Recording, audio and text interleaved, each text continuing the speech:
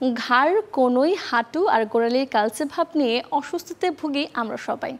Cream lotion ব্যবহার সহ কত কী না করি, কিন্তু কিছুতেই দূর হয় না তা।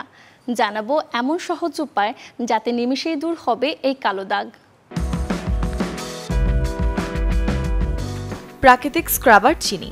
অলিভ অয়েলও ত্বককে নরম ও দাগমুক্ত রাখতে সাহায্য করে, তাই ত্বকে ব্যবহারযোগ্য 1 চামচ অলিভ অয়েলের সাথে আধ চামচ চিনির রস মিলিয়ে কনুইয়ের উপরে লাগিয়ে রাখুন। মিনিট 10 পরে রস টেনে গেলে ধুয়ে নিন।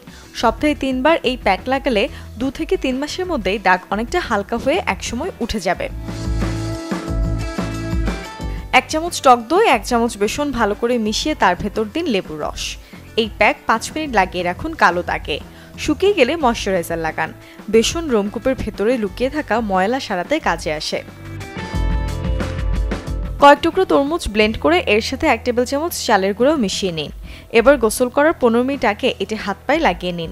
এরপর হাত দিয়ে আলতো করে ঘষে তুলে নিন। দাগ দূর করতে হলুদেরও বিকল্প নেই। প্রথমে 1 চামচ হলুদ গুঁড়োর সাথে 1 চা চামচ লেবুর রস মিশিয়ে পেস্ট তৈরি করে নিন। এটি আপনার হাত ও পায়ের কালো দাগ দূর করার সাথে সাথে ত্বককে আরও টানটান করবে।